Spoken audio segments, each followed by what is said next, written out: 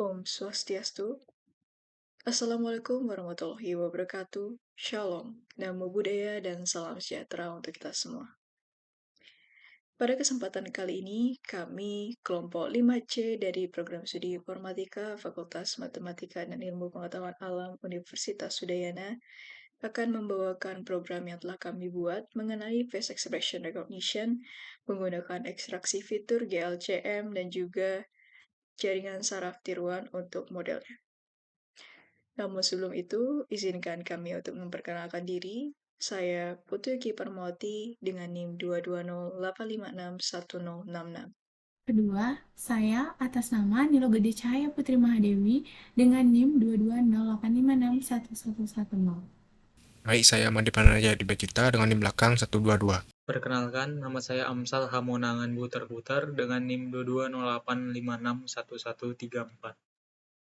Sebagai awalan, di sini saya akan mendeskripsikan secara umum aplikasi yang sudah kami kelompok 5C bangun, yaitu aplikasi atau sistem pendeteksi emosi wajah secara real-time menggunakan GLCM dan jaringan syaraf tiruan, yang menerapkan konsep preprocessing citra digital dan juga metode machine learning JST atau jaringan syaraf tiruan, yang kami implementasikan menggunakan bahasa pemrograman Python dalam pembangunan model dan juga pembangunan aplikasinya.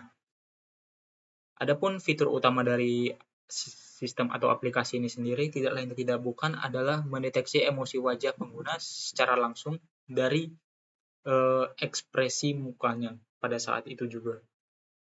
Selanjutnya yaitu penjelasan umum sistem aplikasinya sendiri, yaitu secara umum aplikasi kami terdiri atau dibangun dengan 2 tahap, yaitu pembangunan model dan juga pembangunan aplikasinya. Untuk pembangunan modelnya sendiri, pertama yaitu untuk menyiapkan datasetnya.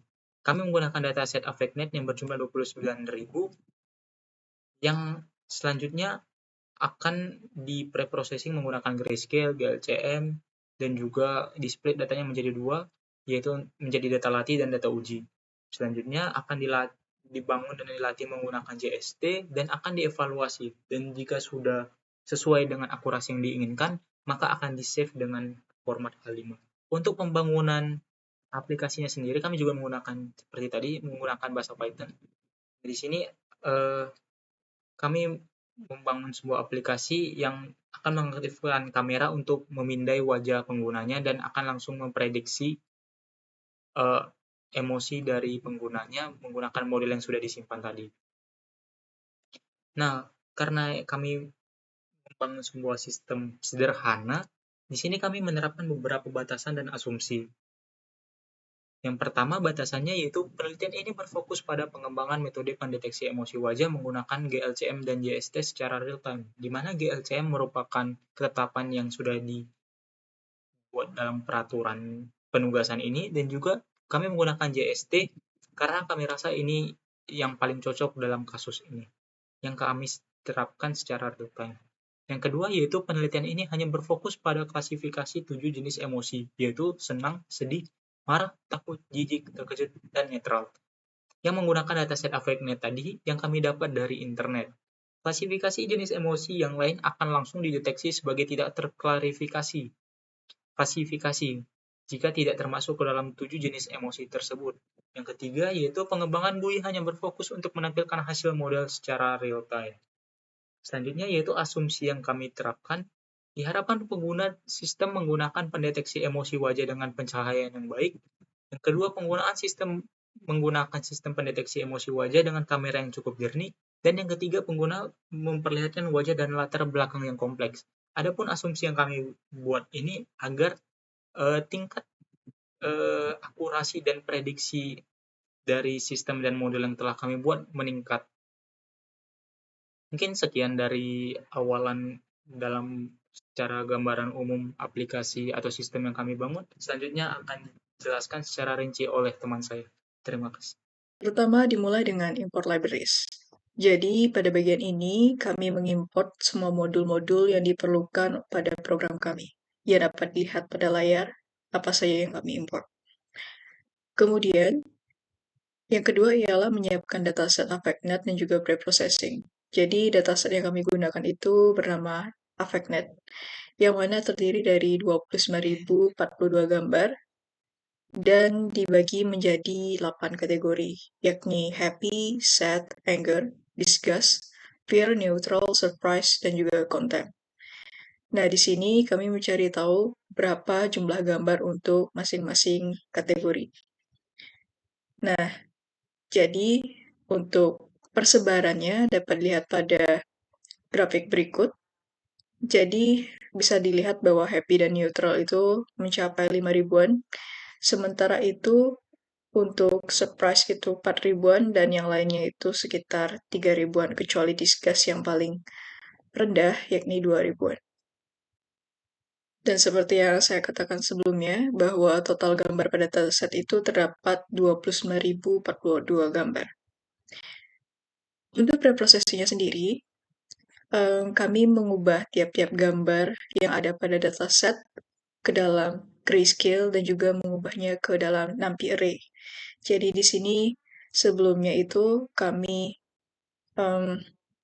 mengakses tiap-tiap gambar pada direktori yang ada, yakni happy, sad, anger, disgust, fear, neutral, surprise, dan juga contempt.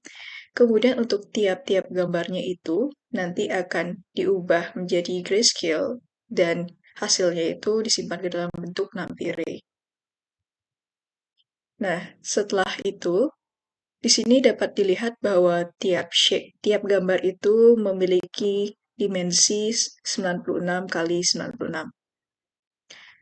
Nah, ini merupakan satu contoh dari gambar dengan label yang benar, yakni gambar ini dengan labelnya disgust.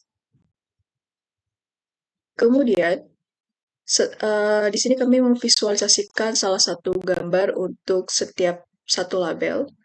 Dapat dilihat untuk happy seperti ini, sad, anger, disgust, fear, neutral, surprise, dan juga contempt. Ini merupakan contohnya. Jadi ini satu gambar untuk tiap kategori. Nah, kemudian kita berlanjut ke ekstraksi fitur dengan GLCM, yang mana nanti hasilnya itu akan diproses ke dalam bentuk data frame. Pertama, di sini kami mencantumkan bahwa menentukan bahwa fitur yang akan digunakan dalam perhitungan GLCM ini ada 6 yang kami gunakan, yakni dissimilarity, correlation, homogeneity, contrast, ASM, dan juga energy. Dan juga angle yang kami gunakan ada 5, yakni 0, 45, 90, 135, dan 180. Jadi karena kami akan menyimpannya ke dalam bentuk data frame, di sini kami pertama itu menyediakan dictionary kosong nanti untuk menyimpan hasilnya sebelum dibentuk ke dalam data frame. Nah, di sini kami membuat array NumPy kosong untuk tiap kombinasi angle dan juga fiturnya. Dapat dia seperti ini, dan membuat array NumPy kosong untuk labelnya. Jadi, di sini proses untuk kategori emosi, jadi ada 8 kategori tadi itu akan diproses secara terpisah. Jadi akan ada 8 proses atau looping untuk semua kategori. Nah, untuk tiap gambar dalam kategorinya itu akan diubah menjadi 8 bit yang dapat dilihat pada program baris ini. Nah, kemudian untuk setiap fitur yang ada yang tadi sudah ditentukan, maka nanti kita akan menghitung GLCM untuk gambarnya, mengekstrak fiturnya menggunakan Greco matrix. Nah, yang pertama untuk happy ini kami menetapkan distance-nya itu 1. Angle-nya angle yang sudah ditentukan tadi, lepos 256, symmetric-nya true, normnya true. Kemudian Greco crops-nya itu untuk tiap fiturnya, dan juga nanti hasilnya itu akan di-flatten. Nah, setelah didapatkan hasil diekstrak fiturnya, nanti itu akan dimasukkan ke dalam dictionary DF yang sudah tadi kita inisialisasikan. Kemudian tambahkan label ke dalam array-nya itu. Nah, untuk set sama juga prosesnya, kecuali distance-nya itu kami tetapkan 2. Untuk tiap kategori itu berbeda-beda distance-nya, jadi setnya itu 2, kemudian anger 3, disgust 4, Vir 5, neutral 6, surprise 7, dan contype itu 8. Nah, setelah semuanya itu diekstraksi fiturnya untuk tiap-tiap gambar pada tiap-tiap kategori, sekarang dictionary-nya itu diubah menjadi bentuk data frame pandas. Nah, setelahnya kita melakukan analisis tekstur pada gambar grayscale. Ini nanti akan digunakan pada demo.py yang akan dijelaskan di sesi berikutnya. Nah, setelahnya merupakan split atau pisah data latih dan data uji pada dataset yang akan dibawakan oleh rekan saya. Di sini saya akan menjelaskan mengenai tentang split atau pisah data latih dan data uji pada dataset. Di sini kita akan memisahkan data uji sebanyak 25% dari total jumlah dataset. Pertama-tama kita akan memisahkan data frame menjadi fitur X dan label Y. Lalu kita akan menginisialisasi standar scaler yang akan kita gunakan nanti pada demo programnya. Yaitu selanjutnya kita akan menstandarisasi fitur dengan menghilangkan min dan memisahkan ke unit variance. Lalu kita juga akan menginisialisasi label encoder yang kita gunakan juga nanti pada demo programnya, yaitu demo real time-nya. Lalu kita akan mengencode label dengan nilai antara 0 dan n class min 1. Dan untuk baris terakhir ini kita akan memisahkan data uji dan data latih sebanyak 25% dari total data dan data dilacak sebelum dipecah atau dipisah. Selanjutnya di sini adalah kode untuk melihat data-data pada data frame yang berjumlah 29.042 row dan 31 kolom. Pada data frame ini terdapat data ekstraksi fitur dari GLCM, yaitu dissimilarity, correlation, lalu ada ASM, energi, dan label-label pada emosi yang kami gunakan. Baik, selanjutnya kami akan membangun dan melatih model. Jadi, kami menggunakan machine learning jenis JST yang menggunakan API model sekuensial dari library keras.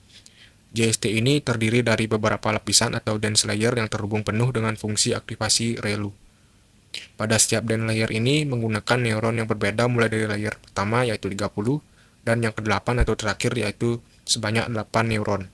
Dan untuk jumlah neuron tertinggi itu ada di layer keempat dan kelima, sebanyak 1024 neuron. Lalu ada lapisan dropout untuk mencegah overfitting yang menggunakan 25% neuron dari layer.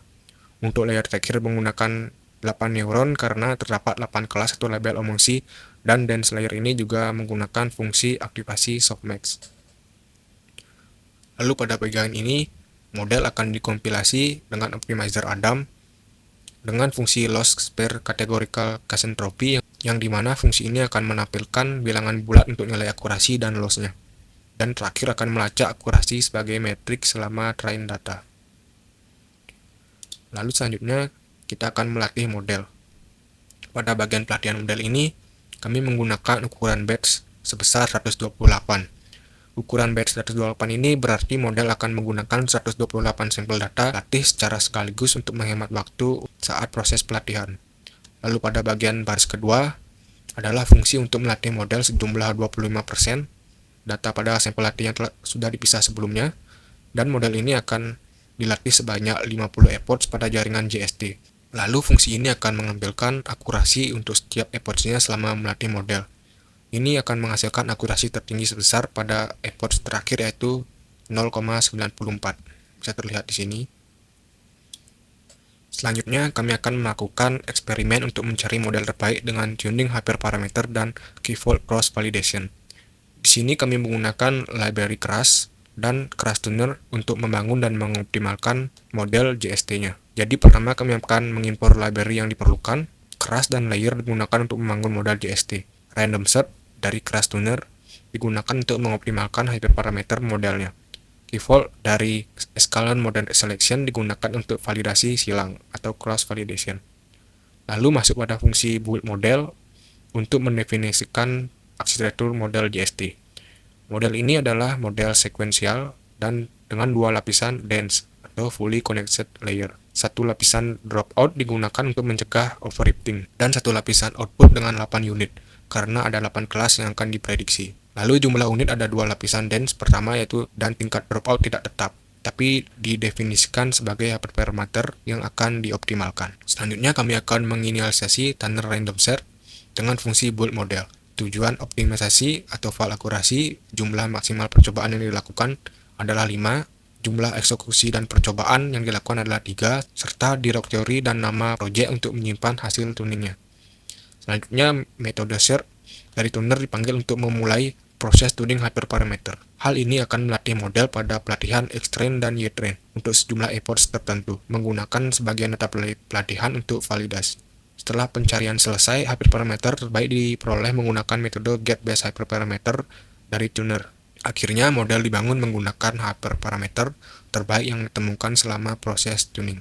Lalu untuk output dari proses tuning hyperparameter menunjukkan hasil dari setiap percobaan, termasuk akurasi validasi dan waktu yang diperlukan. Setelah semua percobaan selesai, output menampilkan akurasi validasi terbaik yang dicapai dari total waktu yang dihabiskan, yaitu 51 menit, dan hyperparameter terbaik yang ditemukan digunakan untuk membangun model akhir. Lalu selanjutnya kami akan melakukan key-fold cross validation. Pada kode program ini kami melakukan 10 fold cross validation pada data pelatihan. Di sini pertama-tama fungsi ini akan menginisialisasi objek key-fold cross validator dengan 10 pembagian split. Parameter shuffle true digunakan untuk mengacak data sebelum membagi menjadi beberapa batch. Selanjutnya, fungsi ini key-fold split X-train dan Y-train akan membagi data pelatihan menjadi 10 set yang berbeda atau fold. Untuk setiap pembagian, fungsi ini membalikan indeks untuk set pelatihan dan pengujian. Loop for digunakan untuk iterasi melalui pembagian ini. Lalu program akan memulai pelatihan di sini dalam loop model fit X-train dengan effort 50 dan batch size 128. Untuk melatih model pada set pelatihan dari pembagian saat ini. Model dilatih selama 50 efforts dengan ukuran batch 128. Lalu program akan melakukan evaluasi untuk mengevaluasi model pada set pengujian dari pembagian saat ini. Fungsi ini akan mengalihkan nilai loss dan nilai metrik untuk model. Dan baris terakhir ini dalam loop mencetak akurasi model pada set pengujian dari pembagian saat ini. Model matrix name adalah nama dari matrix, dalam hal ini akurasi, dan score kali 100 ini adalah persentase akurasi. Bisa kita lihat juga pada output. Di sini program melakukan sebanyak 10 kali iterasi karena key fold-nya yaitu 10. Bisa kita lihat juga untuk yang pertama kita akan mendapatkan akurasi sebesar 91,28%.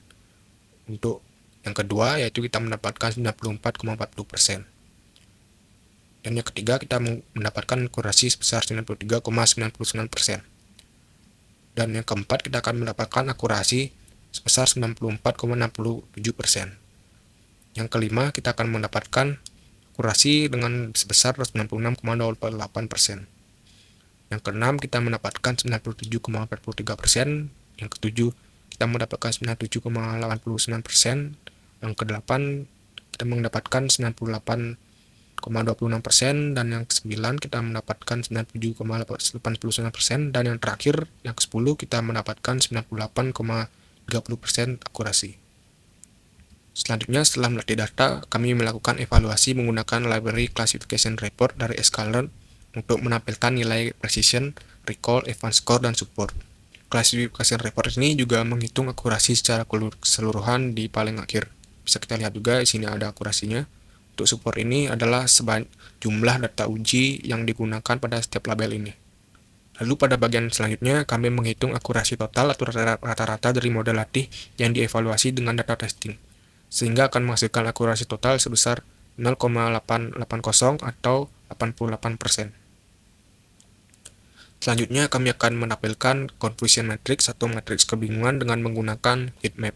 Di sini kami menggunakan data test berjumlah sekitar 1.200-an data. Jadi di sini untuk bagian bawah merupakan label prediksi dan bagian kiri adalah true label dari emosinya.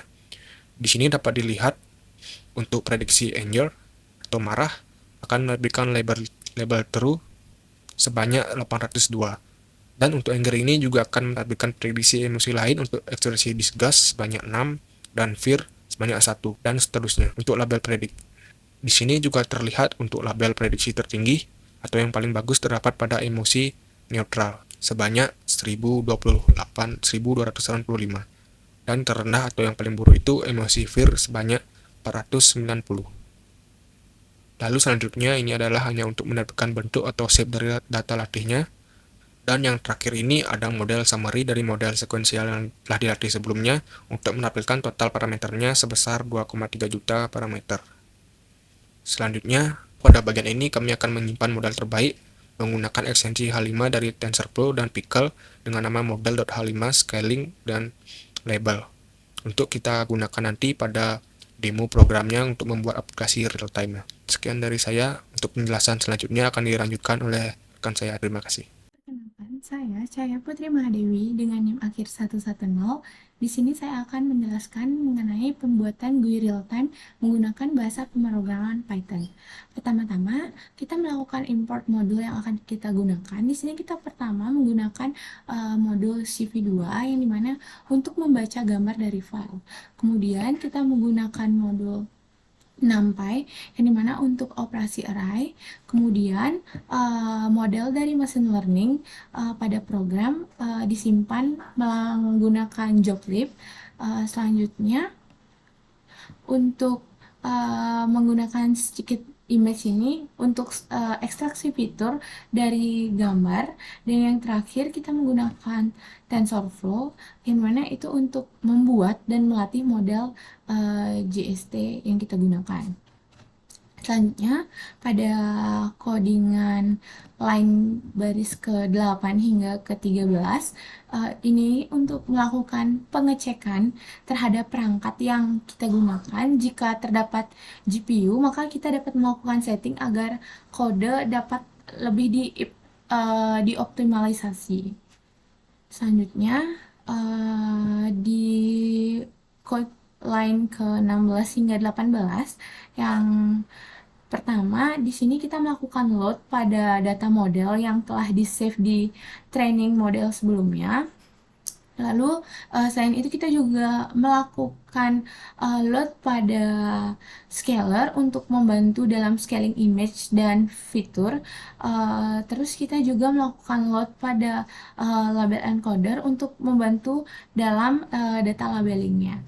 Kemudian pada code ke-21 hingga 23 di sini melakukan klasifikasi pada wajah, mata, dan mulut sehingga kita dapat mendeteksi wajah, mata, dan mulut dari seseorang pada saat menjalankan program kita. Kemudian selanjutnya dari line ke 26 hingga 39, code ini melakukan preprocessing pada gambar wajah menggunakan GLCM. Di sini code ini menghitung statistik dari fitur GLCM seperti decimalarity, correlation, homogeneity, contrast, ASM, atau yang biasa disebut angular second moment, dan energi. Habis itu kemudian maksud alur dari code ini itu adalah ketika program dijalankan maka kamera otomatis kan pasti langsung terbuka. Kemudian program mendeteksi untuk menentukan frame pada wajah, lalu setiap frame itu dilakukan preprocessing menggunakan GLCM dan dianalisis menggunakan fitur Greco Matrix dan Greco Props.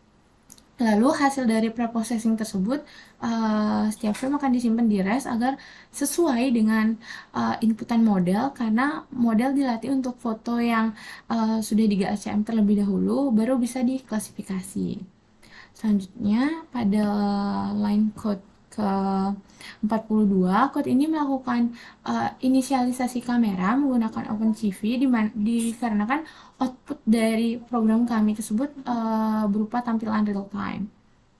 Lalu selanjutnya pada code ke 44 hingga 46, code ini memulai loop yang tak terbatas untuk menangkap frame video secara berkelanjutan dan terus-menerus. Lalu selanjutnya pada code 49, code ini mengkonversi frame yang berwarna menjadi grayscale untuk memudahkan pendeteksian wajah. Lalu kemudian pada code 52 di sini pada program ini menggunakan Cascade Hard untuk mendeteksi wajah dalam gambar grayscale. Kemudian pada scale vektornya ini berguna untuk kita mengetahui mengontrol seberapa banyak gambar diperkecil dalam setiap skala gambarnya. Kemudian Minec Boards untuk mengontrol jumlah kotak persegi yang perlu dikumpulkan agar objek dapat dianggap sebagai wajah. Lalu kemudian min size ini untuk menetapkan ukuran minimum untuk wajah yang akan dideteksi. Lalu selanjutnya pada line code ke 55 hingga 57 di sini melakukan iterasi melalui setiap wajah yang terdeteksi, di mana X dan Y adalah koordinat sudut kiri atas dan WH adalah lebar dan tinggi kotak pembatas wajah. Kemudian menggambar persegi panjang di sekitar wajahnya yang terdeteksi pada frame itu pada frame asli dengan warna hijau dan ketebalan garisnya itu 2. Lalu pada line code ke 60 hingga 64 code ini berguna untuk mendeteksi mata dalam wajah. Kemudian code pada 67 hingga 69 di sini berguna untuk mendeteksi mulut dalam wajah. Lalu selanjutnya pada code ke 72 hingga 76 setelah mata dan mulut terdeteksi maka dilakukan recess image untuk menyamakan inputan. Ini terdapat pada line code ke 72 dan kemudian dilakukan preprocessing menggunakan preprocessing 1 dari koordinat wajah yang sudah di resize. Ini terdapat pada code ke 73. Lalu selanjutnya dilakukan prediksi menggunakan model yang sudah dibuat yaitu H5 dan disimpan di REST. Lalu selanjutnya pada code 78 hingga 79 hasil dari preprocessing itu dicari labelnya menggunakan label.pkl dan dilakukan display pada kamera yang mana contohnya itu seperti ada tulisan happy. Lalu selanjutnya line code ke 82 di sini untuk menampilkan frame lewat di sini gunanya untuk menampilkan frame yang telah diberi nama emotion recognition. Lalu di sini untuk keluar dari loop jika menekan tombol key dan code yang terakhir yaitu code line 89 hingga 90 ini untuk close dari Windows. Sekian penjelasan dari saya. Terima kasih. Baiklah, sebagai penutup atau yang terakhir, di sini saya akan mendemonstrasikan aplikasi yang sudah kami kelompok 5C buat. Yaitu di sini saya pertama-tama akan menjalankan aplikasinya.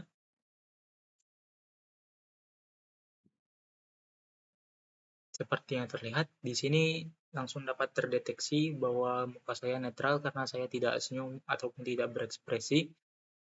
Nah, selanjutnya saya akan mencontohkannya lagi dari beberapa gambar yang sudah saya sediakan. Yang pertama yaitu ini. Terlihat happy atau terlihat senang sama seperti yang kelihatannya. Dan selanjutnya yaitu ini. Terlihat happy atau senang juga sama seperti sebenarnya. Dan juga yang terakhir yaitu ini. Yaitu netral. Terlihat Bapak ini tidak berekspresi juga. Oke, mungkin sekian dari kelompok kami. Dan sekian dari demonstrasinya akan ditutup oleh teman saya dan terima kasih. Itu dia tadi presentasi dari kami. Apabila ada kesalahan kata maupun kekurangan dari materi yang kami bawakan, kami memohon maaf. Akhir kata, kami ucapkan terima kasih, dan kami harap info ini dapat berguna bagi kita semua. Om Santi Santi Santi Om. Wassalamualaikum warahmatullahi wabarakatuh. Shalom. Namo Buddhaya dan salam sejahtera untuk kita semua.